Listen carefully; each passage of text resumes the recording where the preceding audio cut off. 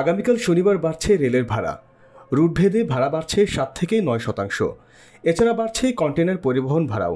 100 কিলোমিটারের বেশি দূরত্বে ট্রেন ভ্রমণের জন্য আসন কিনতে হবে রেয়াদ সুবিধা ছাড়াই। গত 24 এপ্রিল থেকে শনিবার 4 মে আসন বিক্রি শুরু হয়েছে, কারণ ট্রেন ভ্রমণের 10 দিন আগে অগ্রিম আসন বিক্রি করে থাকে বাংলাদেশ রেলওয়ে।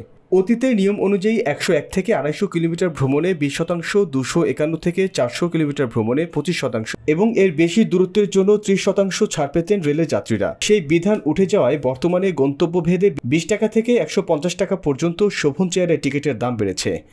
এসি চেয়ারের দাম সর্বোচ্চ 300 এবং কেবিনের ভাড়া বেড়েছে 400 টাকা পর্যন্ত।